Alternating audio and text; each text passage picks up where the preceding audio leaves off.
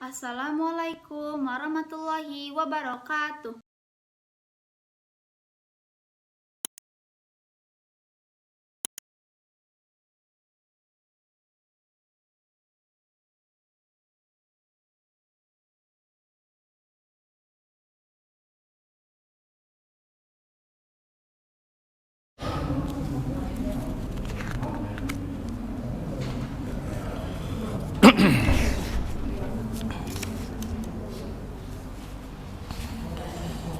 يا ربي بالمصطفى بلغ مقاصدنا واغفر لنا ما مضى يا واسع الكرم يا ربي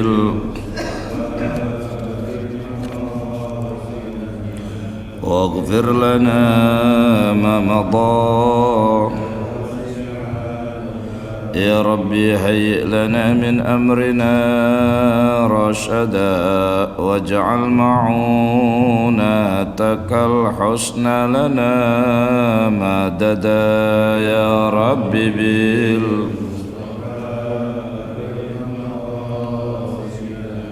واغفر لنا ما مضى ولا تقلنا إلى تدبير أنفسنا فالنفس تعجز عن إصلاح ما فسد يا رب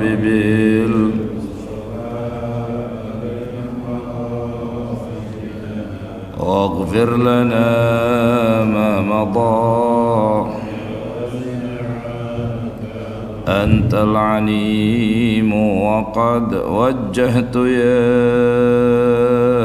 أملي إلى رجائك وجها سائلا ويدا يا رب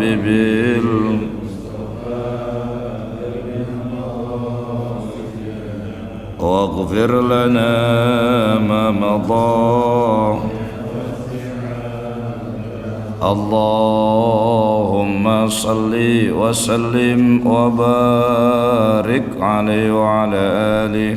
الفاتحة بنية القبول وتمام كل صلاة مأمول وإلى هدية الرسول حبيب الأكرم سيدنا مولانا محمد صلى الله عليه وسلم وعلى آله وأصحابه وذريته وآل بيته وقرابته أجمعين وبجاه سلطان الأولياء الشيخ عبد القادر الجيلاني قدس الله سره وبجاه مصنف هذا الكتاب الشيخ عبد الوهاب الشعراني وجميع صالحه وذوي الحقوق عليهم أجمعين وبجاه جميع أساتذتنا ومعلمينا ومشايخنا خصوصا شيخنا كي حاجي معلم شافعي هزامي كي حاجي سيف الدين أمسر كي حاجي سبيل الرشاد كي حاجي مرشدي كي حاجي اسكندر كي حاجي عمد معروف كي حاجي صفوان النظامي أن الله تعالى يغفر لهم وارحمهم وعافهم واعف عنهم وبنية أن الله تعالى يفقهنا في الدين ويرزقنا كمال الإخلاص واليقين ورزقنا علما نافعا ورزقنا فهم النبيين ورزقنا حسن الختام ورزقنا رزقا واسعا حلالا طيبا مباركا وارزقنا من حيث لا نحتسب ببركة هذا المجلس في هذا المسجد ثم إلى حضرة النبي. الفاتحة. أعوذ بالله من الشيطان الرجيم. بسم الله الرحمن الرحيم. الحمد لله رب العالمين الرحمن الرحيم مالك يوم الدين إياك نعبد وإياك نستعين اهدنا الصراط المستقيم صراط الذين أنعمت عليهم غير المغضوب عليهم ولا الضالين رب اغفرني ولوالدي آمين. السلام عليكم ورحمة الله وبركاته. Alhamdulillah, alhamdulillahilladzi aujaba alaina bihuduri majalisil ilmi wat ta'lim wa nahana anit tahawuni wassaim. Wassalatu wassalamu ala nabiyil karim sayyidina Muhammadin wa ala alihi wa sahbihi wa junudihi wa ansarihi min yaumina hadha ila yaumin azim. Amma ba'du, qala subhanaka la ilma lana illa ma 'allamtana innaka antal alimul hakim. Rabbi shrah li sadri wa yassir li amri wahlul 'uqdatam min lisani yafqahu qawli.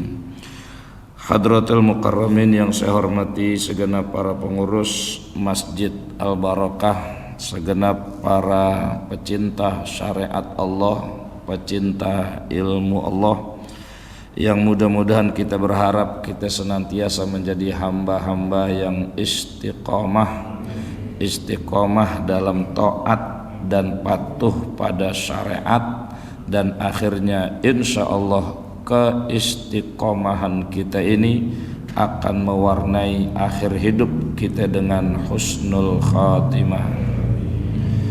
Bersyukur kepada Allah, bersalawat kepada Rasulullah. Alhamdulillah, dengan izin kudrah iradah Allah subhanahu wa ta'ala, kembali kita bermuajahah, bersilaturahim dalam rangka sama-sama kita mencari ridho Allah melalui niat-niat baik kita pada kesempatan pagi hari ini, baik niat silaturahim, niat makmurin masjid, niat thalabul ilmi, niat kita mensyiarkan agama, dan juga enggak kalah pentingnya sekaligus kita niat iktikaf dengan niat nawainal iktikafa madumna fi hadzal masjid sunnatan lillahi ta'ala. Selama ada di masjid ini sekaligus kita niat iktikaf sunnah karena Allah Ta'ala. Mudah-mudahan niat-niat baik kita ini menjadi sabab dosa-dosa kita diampunin oleh Allah, aib-aib kita ditutup Allah, dan akhirnya urusan-urusan kita dimudahin oleh Allah Subhanahu wa ta'ala. Amin ya rabbal alamin. Ma'asyiral muslimin yang dimuliakan Allah, kita kembali melanjutkan pembacaan kitab Al-Minahus Saniyah, dan kita sudah masuk kepada wasiat yang ke-18. Ini sebenarnya wasiat terakhir, cuman wasiat terakhir dibagi menjadi 3 bagian. Jadi semua berkaitan sama dzikir.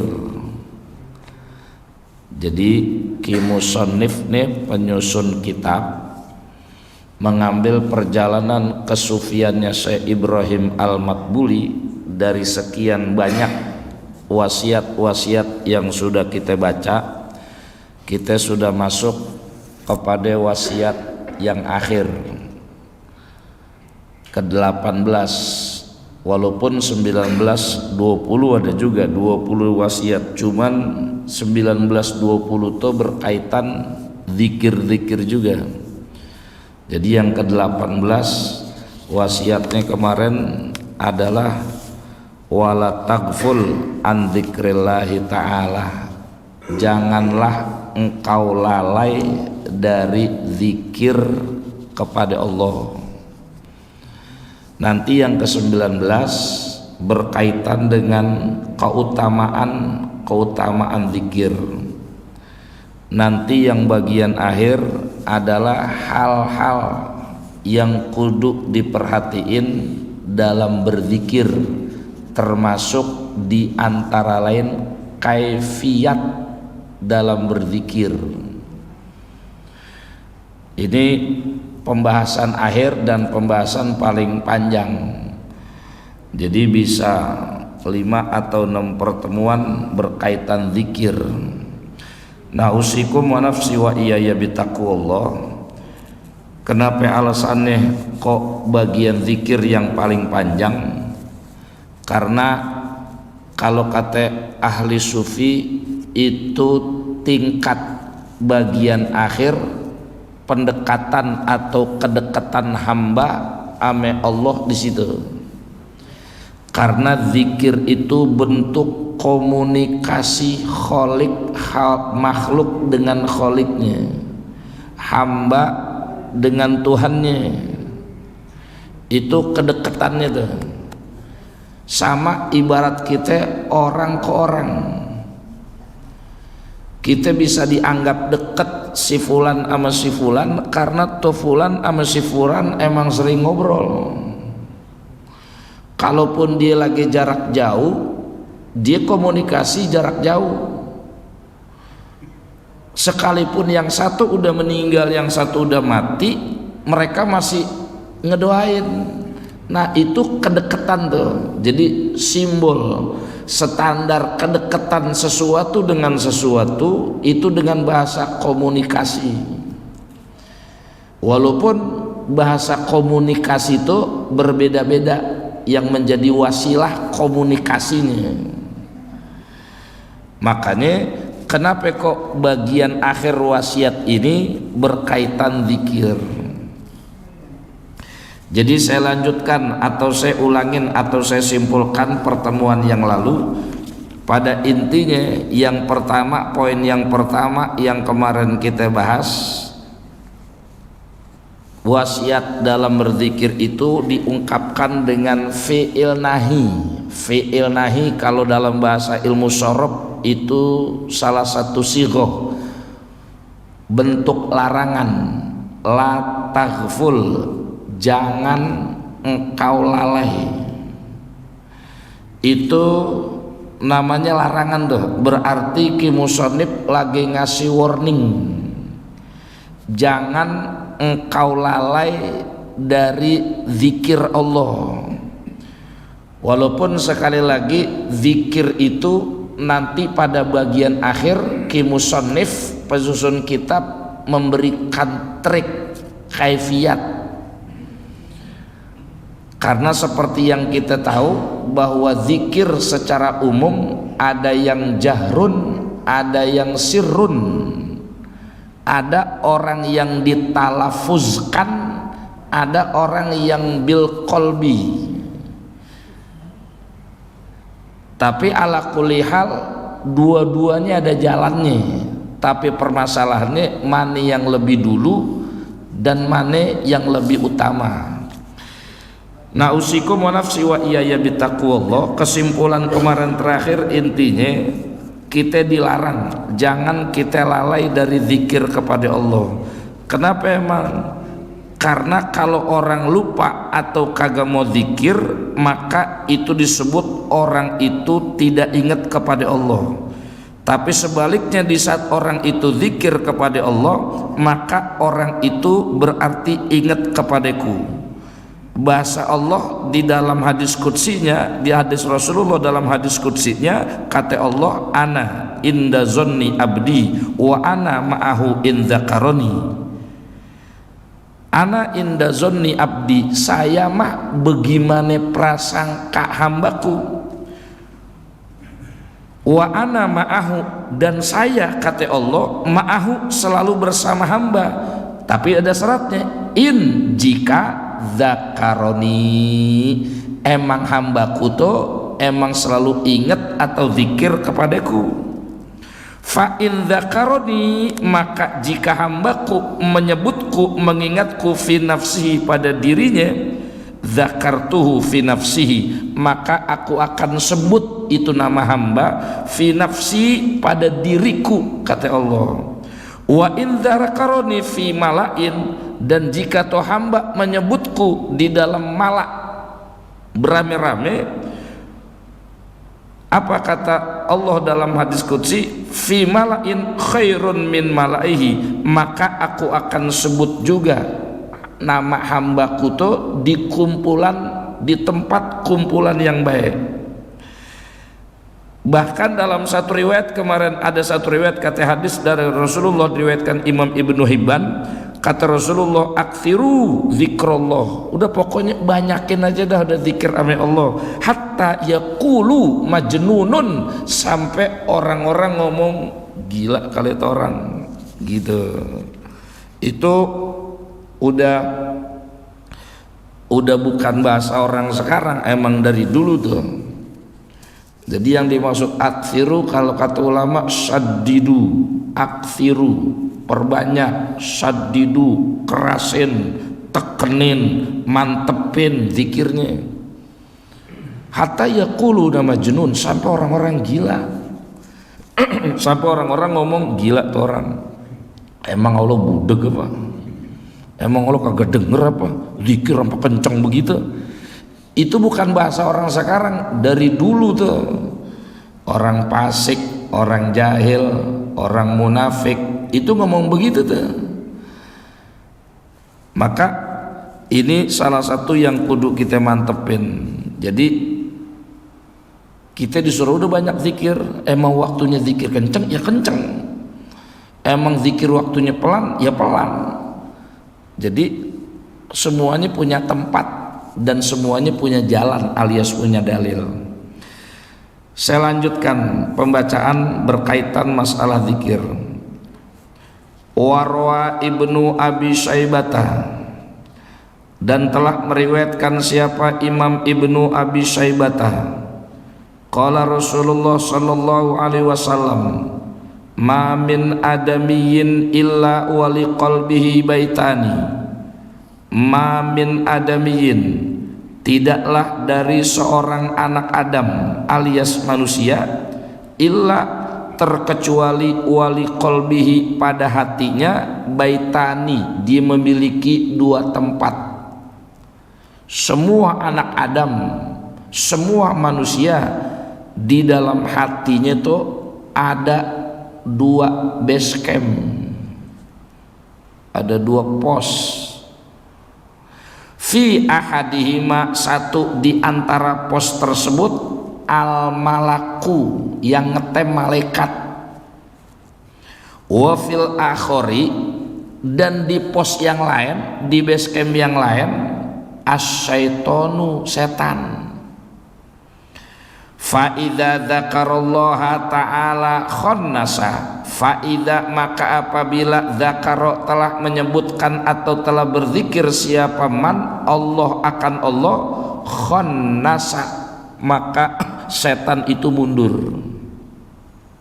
Wa idza lam yadhkurillaha ta'ala, wa idza, dan apabila lam yadhkurillahi ta'ala, manusia atau anak Adam itu tidak berzikir kepada Allah, wa doa, maka meletakkan asyaitonu, siapa setan, min qorohu, moncongnya tuh, fi qalbihi, di hati to manusia, wa waswasalahu, dan mulai dia memberikan waswas kepada diri si manusia. Ini hadisnya. Jadi kita nih, di dalam diri kita nih, ada dalam hati kita ada dua bait, ada dua rumah, ada dua pos. Yang satu isinya malaikat, yang satu isinya setan. Kalau dalam riwayat yang lain, ma min ahadin illa lahu qarinun, yang namanya manusia itu dalam dirinya ada jin qarin. Ada qarin yang berkaitan ame kebaikan, ada berkaitan dengan keburukan. Makanya kenapa dalam Al-Quran kita sering baca bahwa manusia semuanya ada bibit jadi orang bener, ada bibit jadi orang bangor. Semua nih kita ada nih. Kalau dalam bahasa Quran, fa'alhamaha fujuraha wa taqwaha. Kalau bahasa saya itu tuh, setiap manusia ada bibit jadi orang bener, ada bibit jadi orang bangor. Anak rampok enggak mesti jadi rampok, anak kiai enggak mesti jadi kiai. Tergantung tuh manusia yang mau digedein yang di mana, bibit benernya apa bibit bangornya. Makanya kalau dalam bahasa kitab Ta'lim Muta'alim, orang yang bukan anak kiai jangan merasa minder, kagak bakal jadi pinter, kagak bakal jadi alim. Berapa banyak kiai atau orang alim atau ulama yang masyhur bahkan mastur itu bapaknya bukan siapa-siapa. Tapi kebalikannya, enggak usah kaget kalau ada anak kiai kemudian tahu-tahu nggak pantas melakukan sesuatu yang nggak pantas dilakukan. Itu sunnatullahnya udah ada. Nabi Ibrahim ame Nabi Nuh, bapaknya tukang nyembah berhala, anaknya jadi Nabi Ibrahim. Bapaknya Ibrahim, anaknya kafir, Kanan. Artinya itu sebagai gambaran tuh. Ini kan kadang-kadang namanya masyarakat omongannya itu akhirnya sekarang kayak dipublikasiin apa ini, kalau saya suka lihat medsos tuh pesantren anu. Jadi saya ngelihat kalau anu medsos kayaknya ada semacam buzzer tertentu ingin membuat mindset orang Indonesia berkaitan dengan pendidikan agama. Karena saya lihat tuh setiap yang ngomong tokoh agama, setiap yang ada di pesantren akhirnya langsung viralnya cepet banget. Contoh kayak kemarin masalah tokoh agama atau kiai lah Gus ngomong goblok. Itu kalau kata saya artinya nggak terlalu ambil pusing sebenarnya kalau saya mah. Andai kata yang ngomong itu bukan kiai atau bukan Gus atau mungkin ya kiai lah tokoh agama, mungkin nggak seviral itu. Andai kata yang ngomong tokoh umaro, tokoh keartisan, ini karena agama akhirnya berame berkaitan dengan hal-hal yang jelek di kepesantrenan langsung diangkat dan berkali-kali, bahkan sampai ada di medsos hati-hati mempesantrenkan anak-anak karena nggak selamanya pesantren itu baik.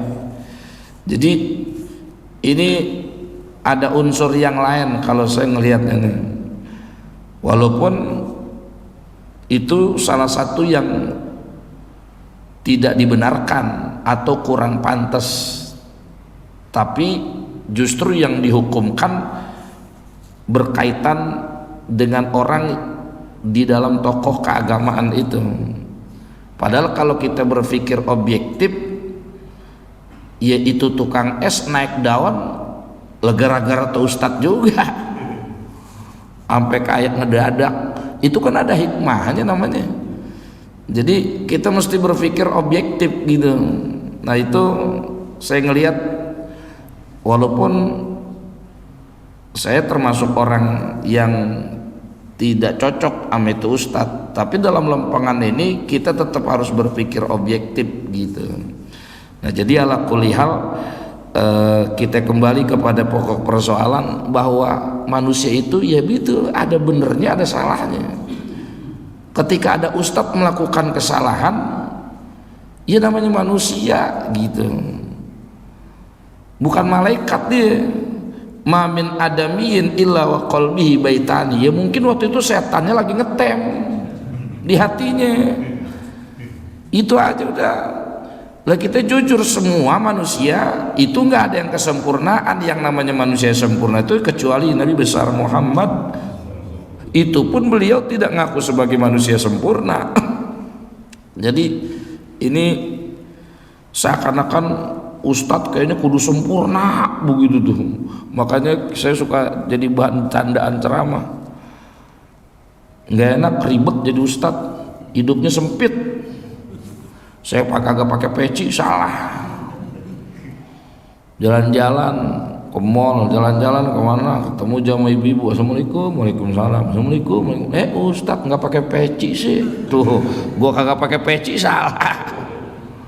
Ustadz pakai lepis diomongin, Ustadz pakai lepis. Jadi kalau kata saya hidup ustadz tuh sempit. Orang kuli kerja, gajinya kecil bisa demo, ustadz. Itu hidup kita sempit. Nah itu yang kita kudu objektif tuh. Jadi kalau bicara soal kembali kepada hadis yang tadi, ya itu mah nggak berlaku mau ustadz kayak mau RT kayak semua atau manusia. Di sini disebutnya mamin adamiyin, tidaklah dari anak Adam. Artinya anak Adam tuh manusia. Semua berkaitan anak Adam alias manusia, di hatinya tuh ada dua kolbun. Dalam hadis yang lain Rasulullah juga, Rasulullah ditanya, anta ya Rasulullah, apakah engkau juga ya Rasulullah? Iya, ini berkaitan korin. Cuman kata Rasulullah, illa anallahi alaihi bil khairi. Cuman Allah udah nulungin saya, korin saya cuman demen sama yang baik-baik. Begitu. Kalau kita kan banyakan mengsong, lurus dikit mengsong lagi, lurus dikit mengsong lagi. Ya kekuatan malaikat sama setan kita tuh yang ngetem di hati nih. Di sini kuncinya cuma satu, faida dzakarallah, kalau kita ingat kepada Allah, zikir kepada Allah. Ya zikir itu kan banyak, entar ujungnya tuh. Pokoknya zikir aja, kita zikir sama Allah. Allah. Makanya zikir itu salah satu kata ulama itu ibadah yang ghairu mahdhah. Kalau sholat kudu punya wudhu, zikir nggak apa-apa nggak punya wudhu. Dan tempatnya di mana aja selama bukan tempat yang mutlak dilarang. Contoh kita di atas mazbalah, tongkrongan WC, itu gak boleh, itu mah nggak boleh. Tapi di luar itu semua boleh. Nah tujuannya apa? Kalau idza dzakarallah khonnasa, setan itu mundur. Khonnas, setan yang ngetem di dada kita mundur, dia mundur. Wa idza lam yadzukurillah, kalau dia nggak zikir kepada Allah, itu moncongnya setan tuh. Emang semuanya kalau yang moncong serem dah. Moncong setan itu min qarahu fi qalbihi, itu nancep di hatinya manusia. Begitu dan nancep, wa waswasalahu, membikin was-was. Udah dah nggak usah ngaji dah. Udah dah nggak usah ke masjid, di rumah juga membayang sah, sholat juga. Nah itu was-was setan bikin begitu tuh. Semua tuh pada ngalamin hal kayak begitu. Makanya bahasa iman yazid wa yanqus, kata Rasul begitu tuh, yazid wa yanqus. Iman itu kadang bertambah, kadang berkurang. Kalau lagi naik berarti malaikatnya lagi keces. Kalau lagi turun malaikatnya berarti setannya lagi dicas. Tinggal mana-mana dulu Anda. Kalau yazid wa yanqus masih imbang, tak turun, tak naik, tak turun. Kalau yanqus ambruk. Kagak pernah yazid. Nah, ini bagaimana manusianya, bagaimana kitanya, bagaimana manusianya. Jadi tujuan orang zikir itu kepada Allah, tujuannya itu, walaupun nanti ada kaifiat tertentunya. Karena nggak selamanya juga orang zikir setan itu mundur. Seperti apa ya dalam sholat itu, dalam pembahasan dalam kitab Maraqil Ubudiyah, sarahnya kitab Bidayatul Hidayah, orang sholat pengganggu setan khususnya kan ada tuh, ada.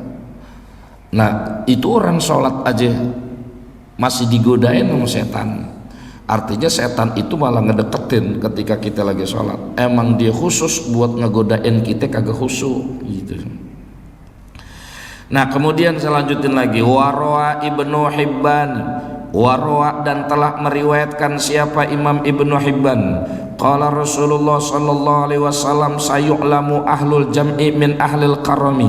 Sayu'lamu akan dikenalkan, akan diketahui, ahlul jam'i kumpulan orang kumpul, min ahlil karami dari kumpulan orang-orang mulia. Qila, maka Rasulullah ada yang nanya, waman ahlul karami, siapa itu orang-orang yang mulia? Qala, maka menjawab siapa Rasul, ahlu majalisatid dzikri, adalah orang-orang yang demen duduk zikir. Jadi ada istilah ahlul karom. Orang kalau udah dekat sama ahlul karom, maka dia bakal punya karom. Karom itu kemuliaan. Gini kan, kemuliaan manusia kita nggak tahu ada di mana, dan kita nggak tahu semua, kita nggak pantas biring kita mulia. Kalau dalam bahasa Al-Quran, wala tuzakku anfusakum, jangan kamu merasa suci. Makanya yang namanya ulama semuanya dengan ketawaduan mereka tuh saling menempelkan dirinya kepada orang-orang mulia yang udah nggak ada. Sayyidina Abu Bakar itu kalau kata kita hebat tuh datang. Sayyidina Abu Bakar bilang, saya kagak bakal bisa masuk ke surganya Allah kalau kagak nempelnya kepada Rasulullah. Umar bin Khattab begitu lagi, saya bukan siapa-siapa, saya pengen nempel dulu sama Abu Bakar yang udah nempel ke Rasul. Makanya Umar bin Khattab sampai ngerengek sama Sayyidatina Aisyah, ntar kalau gue mati izinin ya, gue pengen kubur di sebelah Abu Bakar dekat Rasul. Padahal Aisyah udah mesen di situ tuh. Saking menempel tuh, ntar Utsman begitu lagi, Ali begitu lagi, terus tabiin nempel tuh, nempel lagi. Jadi Sayyidina Ali kagak merasa dirinya mulia, dia memuliakan Sayyidina Utsman. Sayyidina Utsman yang udah jelas kemarin mati, itu dia nempelin kepada Sayyidina Abu Bakar, Umar kepada Abu Bakar kepada Rasulullah. Itu yang disebut dalam bahasa ulama dari gurunya ke gurunya, dari gurunya ke gurunya, dari gurunya ke gurunya, dari gurunya ke gurunya, sampai kepada maha guru. Itulah Nabi besar Muhammad. Itu tuh. Nah di saat kita zikir nih, zikir di majlis zikir mana aja, bukan pimpinan yang orang mulia, bukan. Makanya guru-guru atau mursyid ahli zikir suka ngomong begini, saya di depan ini bukan orang mulia, bukan. Karena kita sama-sama lagi cari cantelan kepada orang yang udah jelas dimuliain sama Allah. Tinggal kemana tuh ijazah atau sandaran wiridannya. Misalnya Hizbun Nawawi, oh berarti kepada Imam Nawawi. Misalnya Hizib Barak, oh berarti ke Syekh Abil Hasan As-Sadili. Misalnya Ratibul Haddad, oh berarti ke Habib Abdullah bin Alul Haddad. Misalnya ke, tergantung yang dia lagi yakinin itu wiridan bekas dipakai sama siapa kalau kata kita, atau pernah dipakai sama siapa.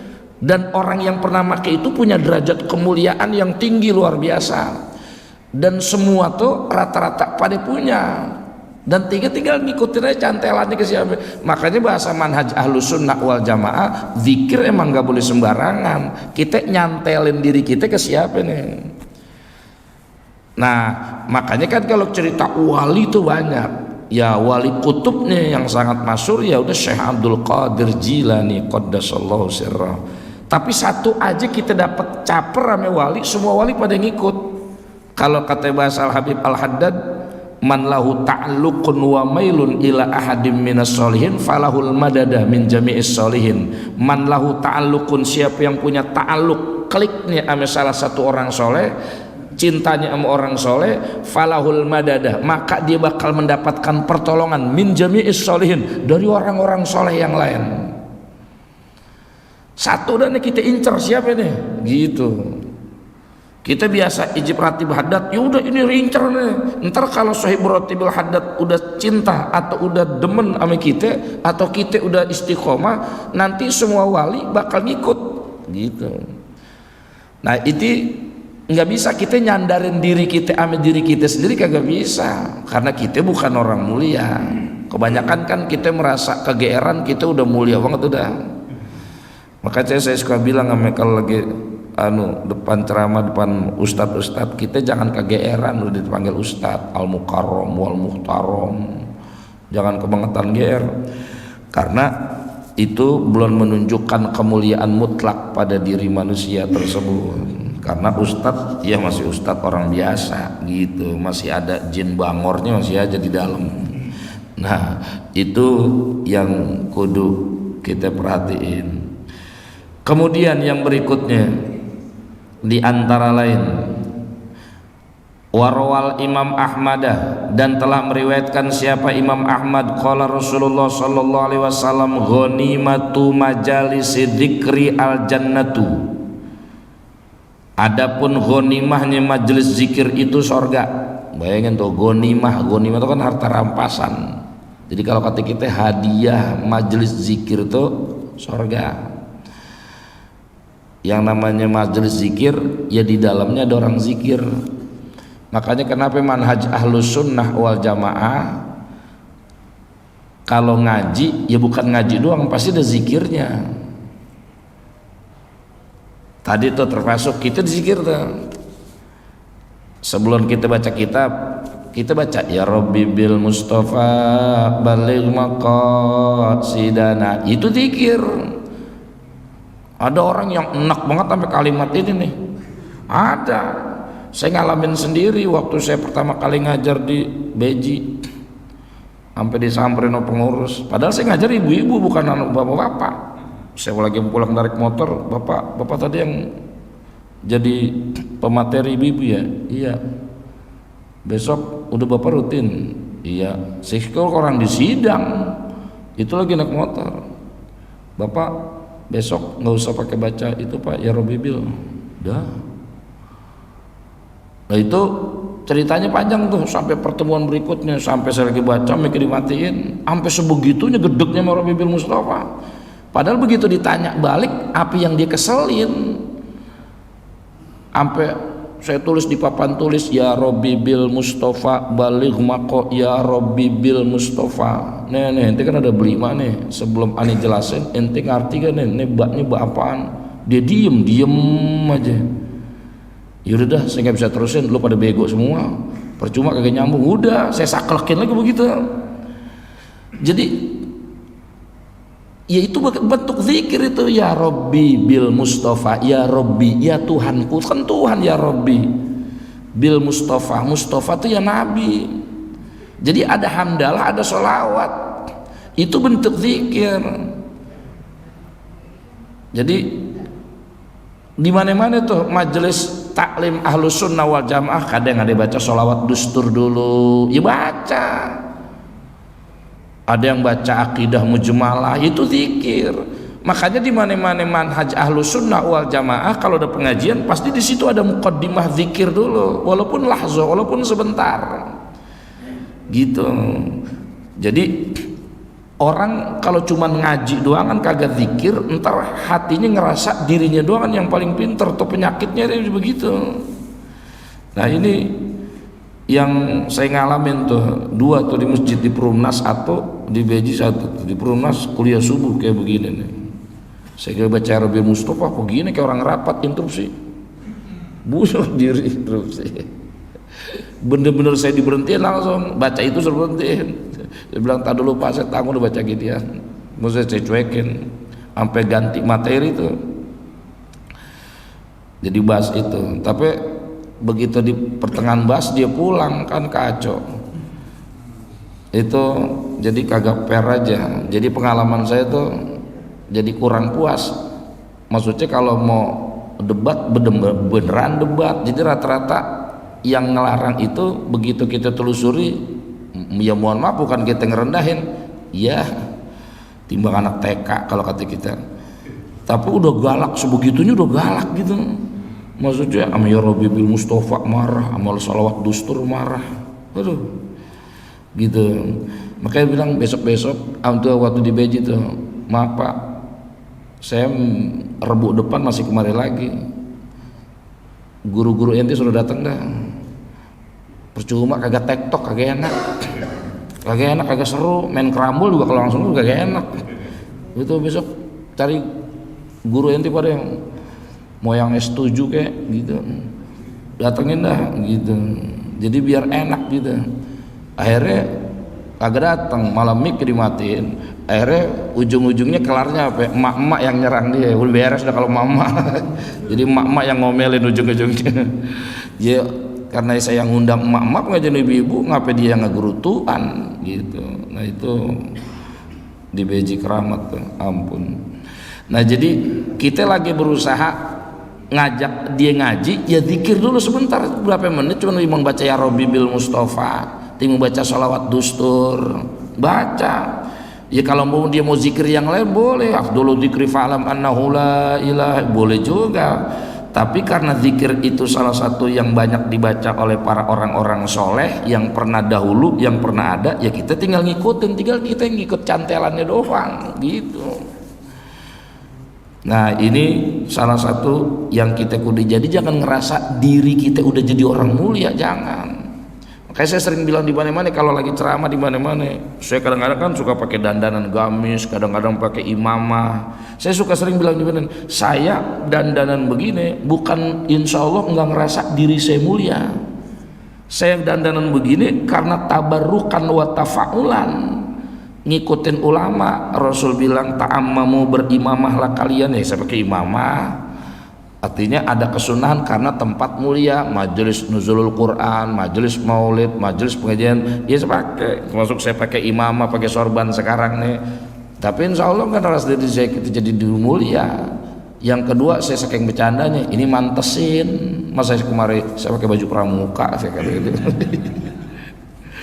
Jadi itu saya sering bilang, intinya ya kita nggak pernah ngerasa diri kita mulia. Insya Allah ustadz-ustadz yang lain juga begitu. Saya yakin kalau dia udah ngaji tasawuf, ngaji fikih, nggak ada tuh titik ke situ, nggak ada. Kalaupun ada orang pakai umamah, itu karena emang ada kesunahan tersendiri. Ya bukan ustadz, bapak-bapak juga boleh pakai imamah. Makanya di majelis mana itu as-samawat, tapi itu ustadznya semua, muridnya jamaahnya pada imamah semua kayak gamis. Orang pada nanya, Ustaz kok pakaian begitu kayak wali songo semua? Ya nggak apa-apa, emang apa gitu. Jadi hati kita kebanyakan suka uring-uringan sendiri. Jadi ya udah, dia punya jalannya sendiri, selama nggak keluar syariat, koridor syariat, maafi muskilah, nggak apa-apa. Itu lagi. Tapi kalau kecuali lain halnya kalau dia sudah menancapkan diri dia mulia, nah itu urusan dia tuh ame Allah. Nanti Allah yang bakal nolak sendiri. Misalnya ada riya, ada sum'ah, ada ujub. Nah itu kalau urusan lempengan hati, udah itu bukan koridor kita tuh, bukan ranah kita. Itu Allah dantar yang monten. Oh pantas nih masuk absen ahli zikri, oh nggak pantas nih malah lebay kebanyakan iklan begitu. Itu mah hak prerogatif Allah di akhirnya, kita gak pantas monten.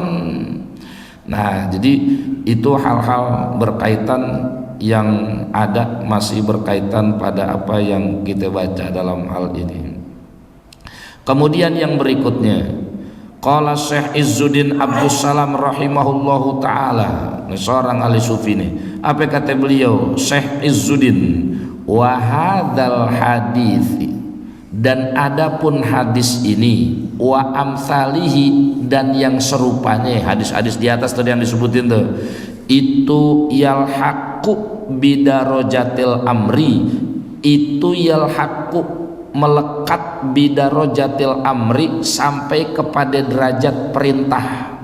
Kenapa emang? Li'anna kulla fi'lin madahahu syari'u, karena setiap perbuatan yang dipuji ame syariat, ame agama, au mudiha fa'iluhu, atau dipuji pelakunya, li'ajlihi, karena melakukan hal tersebut, awu'ida alaihi bi khairin, atau yang dijanjikan dengan kebaikan, baik ajilin au ajilin, baik kebaikan yang sekarang atau nanti-nanti, fahuwa ma'murun bihi, maka itu adalah termasuk perkara yang diperintah. Lakinnahu, akan tetapi, taraddudun, di situ ada perbedaan, ada khilaf bainal ijabi wan nadbi, apakah perintah itu masuk kepada perintah wajib apa sunnah. Jadi hadis-hadis yang tadi saya baca atau yang Bapak dengerin tuh, hadis berkaitan zikir, kemuliaan zikir, nah itu kalau kata Syekh Izzuddin itu udah perintah udah. Dan pukul ratanya secara umum, semua yang berkaitan dipuji ame agama, dipuji ame syariat, atau orang yang melakukan perkara tersebut dijanjikan ame Allah dengan satu kebaikan, baik kebaikan dunia atau akhirat, maka itu kalau kata Syekh Izzuddin, fahuwa ma'murun bihi, berarti itu orang perkara itu emang diperintah. Nah sekarang tadi zikir, berkaitan zikir, ahlul karam, ghanimah, majelis zikir. Nah, itu pujian-pujian agama kepada hal orang yang melakukan itu perintah namanya. Cuman yang jadi masalah nanti tarodud, orang jadi ragu atau orang jadi ada perselisihan. Ini perintahnya kira-kira wajib apa sunnah ya? Sunnah apa wajib ya? Gitu. Itu doang. Tapi intinya makmurun bihi, itu diperintah. Maka akhirnya beliau kemudian wal ahaditsu, dan adapun hadis-hadis fi fadli dzikri, di dalam keutamaan zikir, katsiratun, banyak. Fa'lam dzalika ya akhi, maka ketahuilah wahai itu saudaraku, wala tatruqiz dzikra, maka jangan kau tinggalkan zikir, walau ma'al ghaflati, sekalipun zikir kita masih ghaflah. Ghaflah itu lalai, itu wajar itu mah. Qala Imam Sahal rahimahullahu taala, telah berkata Imam Sahal rahimahullahu taala al-Sufi, apa kata beliau? Siru ilallahi arajan wa makasiran wala tantaziru sihata fa inna tinzaru sihata bitolatun. Kata Syekh Sahal rahimahullahu taala, siru ilallah, berjalanlah kalian kepada Allah, arajan wa makasiro, arajan dalam keadaan pincang, wa akasiro, akasiro itu dalam keadaan lemes kalau kata kita. Wala tantaziru sihata, jangan pakai nungguin sehat. Kenapa emang? Fa inna intizara sihata, karena sesungguhnya penantian sehat itu bitolatun, pengangguran, nganggur. Jadi begini, kata para tasawuf, salah satunya kata Syekh rahimahullah, dalam urusan zikir jangan kita nungguin khusyuk baru zikir,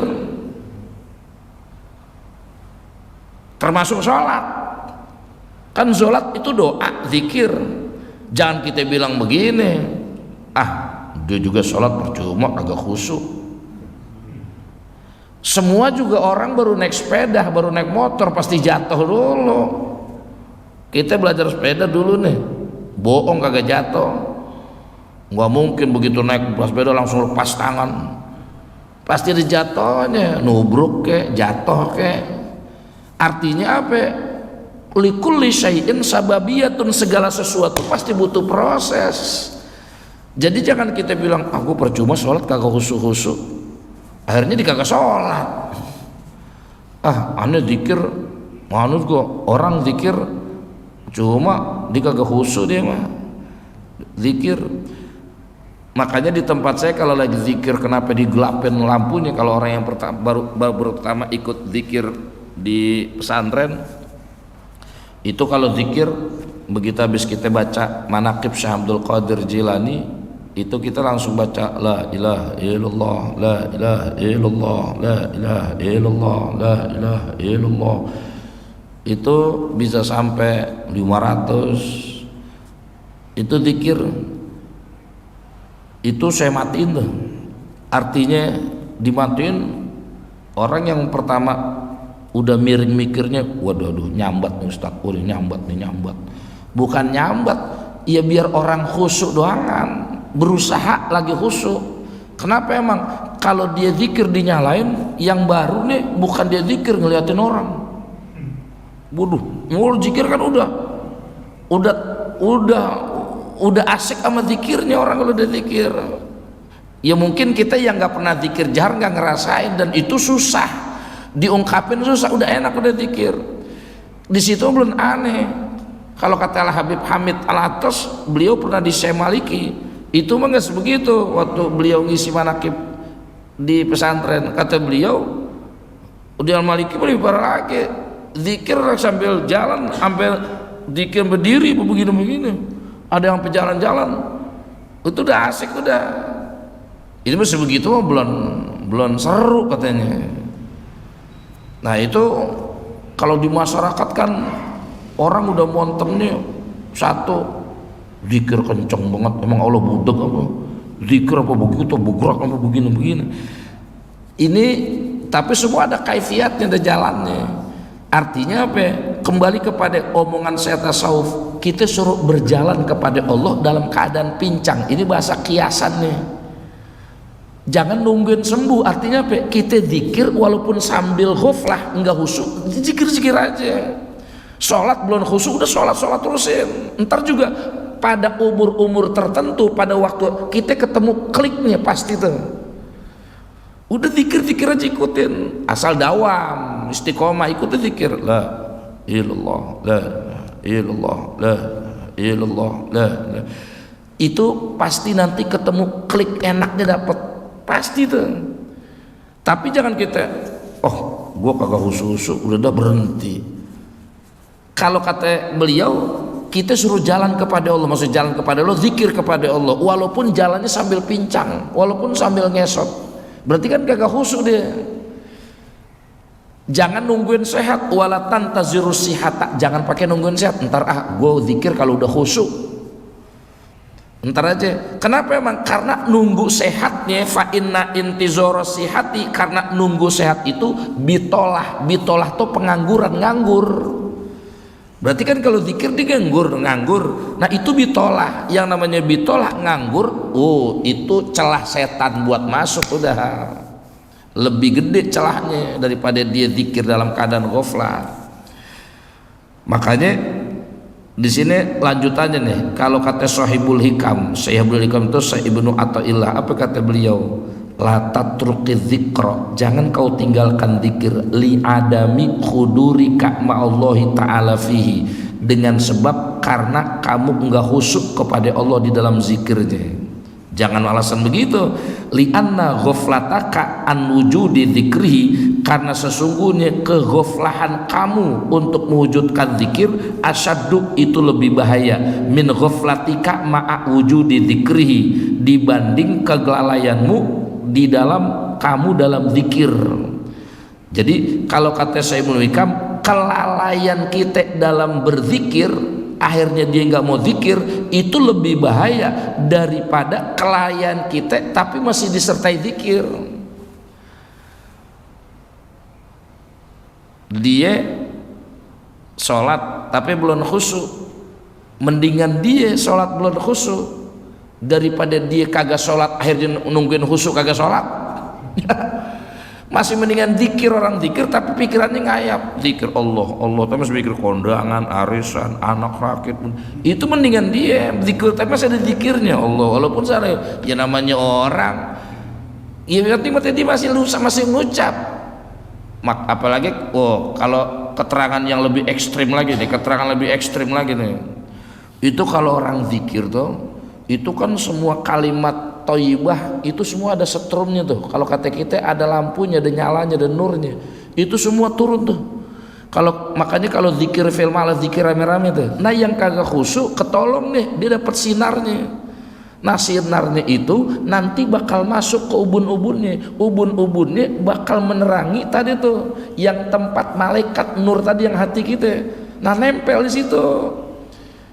Nanti begitu kita zikir selesai, walaupun kita nggak khusyuk, kita kecipratan juga, sama kayak sholat jamaah. Kita sholat jamaah, begitu sholat kita kagak khusyuk. Jangan kata nggak khusyuk, bacaan kita ada yang gompal karena sholat jamaah. Ya kelar sholat kita ketolong, udah ke bawah, masuk absen orang sholat yang bagus. Kenapa? Emang sholatnya jamaah.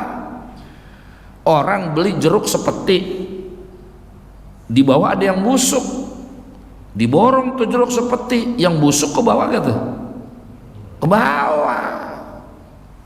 Makanya yang busuk tahu diri, ini udah busuk sendiri-sendirian.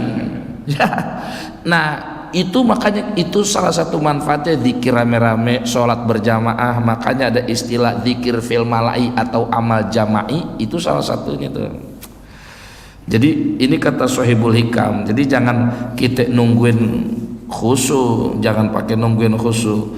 Makanya akhirnya kalau kata Sahibul Hikam, akhirnya apa beliau bilang, asa ayyar fa'aka, semoga Allah nanti mengangkatmu min zikrin, dari zikir ma'a wujudil khoflah, zikir yang gak khusyuk berserta lalai, ila zikrin ma'a khuduri yujudi yakozo, sampai kepada zikir itu dalam keadaan sadar terjaga.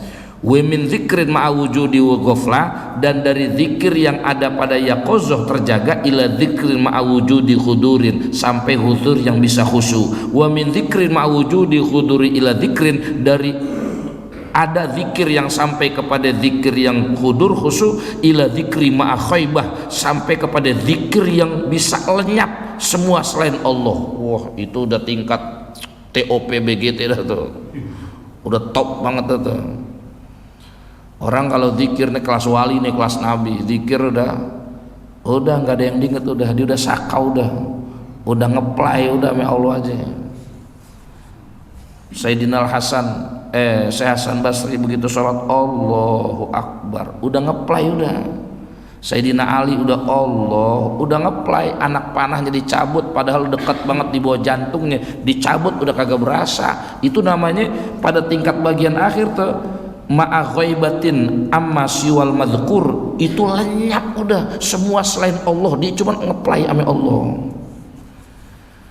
Sayyidah Rabi'ah Al-Adawiyah itu kan seorang sufi perempuan, itu sampai ke puncak itu zikir begitu tuh, bukan cuma zikir dia lagi megang tasbih lagi sholat, dia ngeplay sampai dalam keseharian, dia sampai lupa rasa cinta sama orang.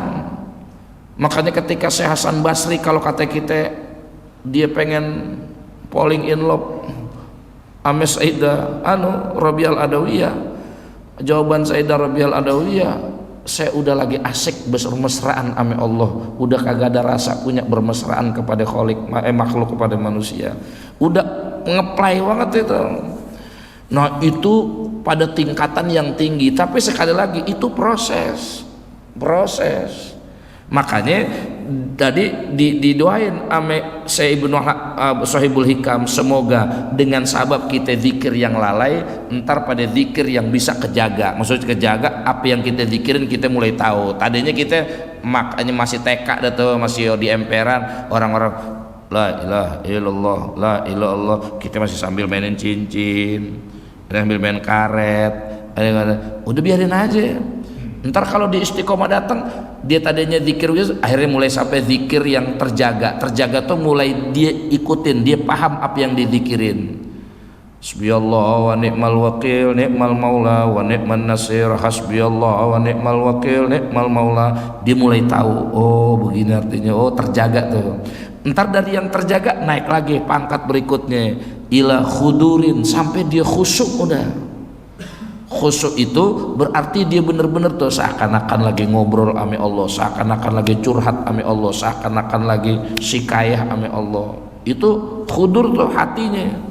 Ntar pada tingkat bagian yang paling tinggi, yang tadi tuh ghaibah, lenyap, udah hilang semua apa yang selain Allah, udah lenyap, dia udah kagak lihat lagi. Syekh Hasan Al Basri lagi sholat, musolanya kebakaran. Orang pada teriak api, anar. Udah nggak bisa, udah dia udah ngeplay udah. Begitu Allah assalamualaikum, aur-auran, kebakaran. Orang kampung pada ngomong, gue udah bilangin lu api, lu malas bayang aja. Apa kata coba? Ya saya udah takbiratul ihram, udah termasuk bagian api. Saya udah kagak ingat lagi sama api dunia, yang lagi saya ingat lagi api akhirat. Takut sama api akhirat, api neraka. Udah kagak berasa. Api kebakaran, bayangin tuh, kebakaran sampai udah kagak berasa, lenyap itu namanya. Lu kita jangan kata api kebakaran, dia kita nggak usah api, nyamuk baru nguang di kuping, nguang lagi sholat nih kita udah sewot. Itu nyamuk belum gigit belum. Dia baru iseng nih nguang tuh, kita tuh jauh, tapi itu proses. Bisa kejadian kalau kita istiqomah, dawam istiqomah, tingkat itu bakal bisa semua manusia, tergantung keseriusannya. Ya sama aja ke orang kita pelajaran dunia, belajar apa aja, orang juga belajar komputer, orang juga belajar mobil, orang belajar ngetrek. Emang awalnya langsung bisa apa yang namanya Rossi, hampir naik motor hampir rebuhan begitu, hampir rebah. Kalau kita kan rebah bener-bener rebah, keguling. Emang ya tetap semua proses. nggak bisa, semuanya proses. Jadi itu sunnatullah namanya. Nah jadi jangan curang, kita keligiran ilmu dunia kita objektif, udah dah salah wajar itu mah jatuh namanya itu bisa. Ya sama urusan akhirat kita juga mesti objektif dong gitu. Udah dikira terusin ikutin tadawan juga bisa, begitu mestinya. Itu yang kita kudu tanemin, jangan cuma urusan keduniaan, urusan komputer, urusan motor, urusan mobil, urusan apa aja dah. Ini semua itu pada tingkatannya masing-masing sababiyah, ada prosesnya. Nah jadi itu salah satu bagian yang kudu kita pahami. Nah jadi ini saya sampai sini dulu, nanti pada berikutnya ada ungkapan kimusonif masuk kepada bagian zikir juga, tapi sudah masuk kepada bagian keutamaan atau kemuliaan zikir. Wa'lam anna dzikra mansubul wilayah. Dawilah bahwa zikir itu adalah tempat kewalian. Jadi ada istilah kewalian dalam diri seorang wali, salah satunya itu dalam zikirnya. Nah mudah-mudahan insya Allah berkaitan apa yang kita baca, apa yang kita dengar, apa yang kita simak menjadi salah satu sabab perangsang minimal buat diri kita. Terkhusus jangan pernah berhenti berzikir kepada Allah. Kita ingat kepada Allah, zikir imma jahar imma sa'i masir. Dan kalau kita orang yang berzikir itu ilangin tuh hati kita ngegerutuin orang gitu. Itu dikira begitu dikirin. Nah itu hati kita. Makanya sebelumnya di awal kan disebutin kita bersihin hati, kita ilangin sifat ilangin dulu nih. Orang kalau udah dikuras kolamnya, udah dikuas akuariumnya, dimasukin ikan apaan aja, biar kata cuman ikan gapi, cakep aja udah, asal akuariumnya bersih.